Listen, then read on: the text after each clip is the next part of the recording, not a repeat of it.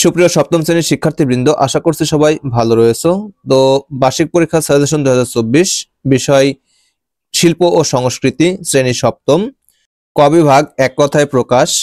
প্রশ্ন ক, বাংলাদেশের জাতীয় পতাকার নকশাকার কে? উত্তর, শিল্পী কামরুল হাসান। খ, স্বাধীনতাকে পেতে আমাদের কি করতে হয়েছে? উত্তর, যুদ্ধ।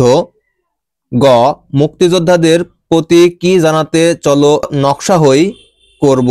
উত্তর, সম্মান। ঘ, বাংলাদেশের প্রথম পতাকা নকশা করেন কে? উত্তর, শিবনারায়ণ দাস। ও, বৈশাখী মেলার বিশেষ আকর্ষণ কি? উত্তর, নাগরদোলা। চ, বাঙালি সংস্কৃতি জুড়ে কিসের রয়েছে বিশাল কদর? উত্তর, আলপনার। ছ, কোনটি আমাদের জাতীয় সংস্কৃতির অপরিহার্য অংশ হয়ে উঠেছে? উত্তর, আলপনা। বর্গীয় জ, মাটির তৈরি শিল্পকর্মকে আমরা কি বলি? উত্তর, মৃৎশিল্প। ঝ, কুমিল্লার ঐতিহ্যবাহী কাপড় কোনটি? উত্তর, খাদি বা খদ্দর। ইও, বাঁশি সহ আরো অনেক লোকবাদ্যযন্ত্র কি দিয়ে তৈরি করা হয়? উত্তর, বাঁশ। ট, হাতির চলনে কোন ছন্দ দেখা যায়? উত্তর, ত্রিমাত্রিক। ঠ, কি উজাড় করে প্রাণীদের থাকার জায়গা কেড়ে নেওয়া হয়? উত্তর, বন। ড, গাছ কাটলে দেশ কিসে পরিণত হবে? উত্তর, বিরান ভূমিতে। ঢ, এস এম সুলতান কে? উত্তর, একজন চিত্রশিল্পী। মূর্ধন্য, নড়াইলের শিশু স্বর্গ প্রতিষ্ঠা করেন কে? উত্তর, এস এম সুলতান। ক, কোন শব্দটির মানে মনে মনে আমরা সবাই জানি? উত্তর, স্বাধীনতা। খ, নানা রকম অনুষ্ঠানে আমরা মানব শরীরকে ব্যবহার করে নকশা উপযোগী কি দেখতে পাই? উত্তর, ডিসপ্লে। গ, কারা যুদ্ধ থেকে বিচ্ছিন্ন ছিলেন না? উত্তর, শিল্পী সমাজ। ঘ, শিল্পী কামরুল হাসানকে ডাকা হয় কি নামে? উত্তর, পটুয়া কামরুল হাসান।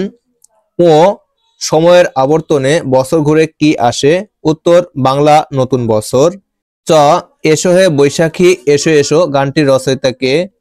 উত্তর, বিশ্বকবি রবীন্দ্রনাথ ঠাকুর। ছ, কোন কোন পুতুল নাচে মানুষ নিজে কি সেজে নাচ করে? উত্তর, পুতুল। বর্গীয় জ, মঙ্গল শোভাযাত্রা কোথায় আয়োজিত হয়? উত্তর, ঢাকা বিশ্ববিদ্যালয়ে। ঝ, মৃৎশিল্পের প্রধান উপকরণ কি? উত্তর, মাটি। ইও, তাঁতশিল্প ও তাঁতিরা আমাদের ঐতিহ্যের কি? উত্তর, ধারক ও বাহক। ট, নজরুলের ডাকনাম কি ছিল? উত্তর, দুখু মিয়া। ড, প্রকৃতিকে সবুজ করতে কি করতে হবে? উত্তর, বৃক্ষরোপণ করতে হবে। ঢ, এস এম সুলতানের পুরো নাম কি? উত্তর, শেখ মোহাম্মদ সুলতান। মূর্ধন্য, শিল্পী এস এম সুলতান শিশু স্বর্গ কেন প্রতিষ্ঠা করেছেন? উত্তর, মননশীল নতুন প্রজন্ম গড়ার জন্য। ক, সংগ্রাম ছবিটি কার আঁকা? উত্তর, শিল্পাচার্য জয়নুল আবেদিন।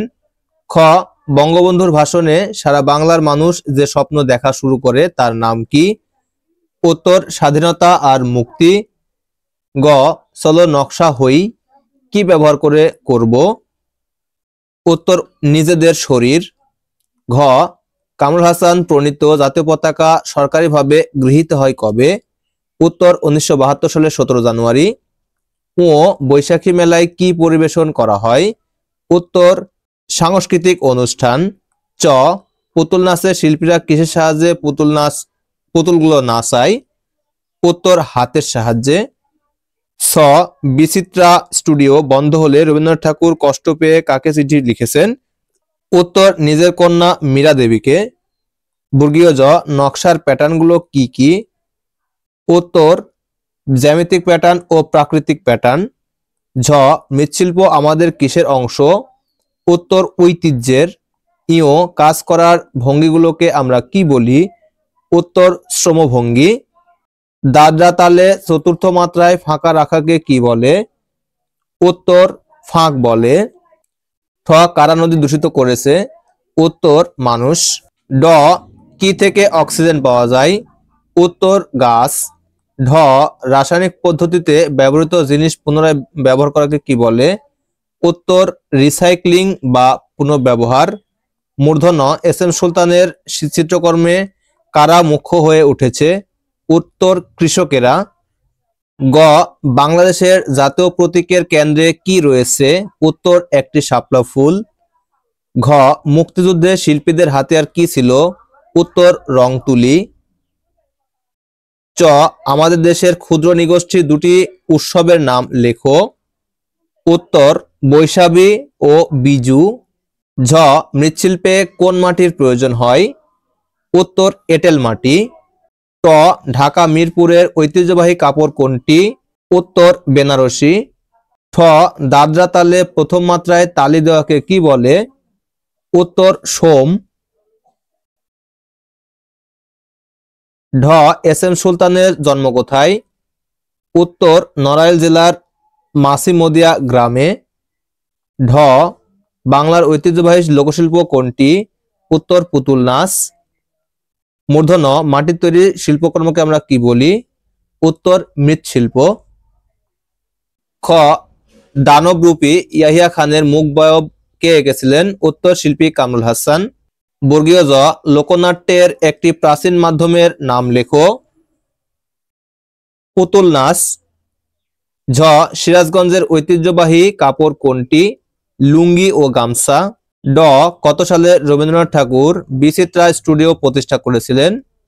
1915 সালে। তো এই প্রশ্নগুলো এক কথার জন্য বেশ গুরুত্বপূর্ণ, এগুলো পড়লে তোমরা নিশ্চিত কমেন্ট পেয়ে যাবে। ওকে, এরপর 2 নম্বর সংক্ষিপ্ত প্রশ্নের উত্তর। ক নম্বর বাংলাদেশের জাতীয় পতাকার রং দুটির অন্তর্নিহিত তাৎপর্য লিখো। Very very important. খ নম্বর বাংলাদেশের জাতীয় প্রতীক সম্পর্কে লিখো। Very very important. গ নকশা বলতে কি বোঝো? ঘ শ্রমভঙ্গি কি?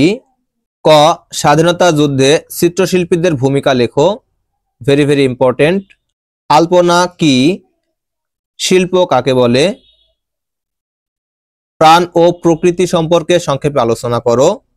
ক তাল, লয় ও মাত্রা বলতে কি বোঝায়? Very very important. খ পহেলা বৈশাখ সম্পর্কে লেখো। Very very important. গ সংস্কৃতি কাকে বলে? ক পটুয়া নামে কোন শিল্পীকে ডাকা হয়? কেন তাকে পটুয়া নামে ডাকা হয়? Very very important. তাঁতশিল্প সম্পর্কে সংক্ষেপে আলোচনা করো।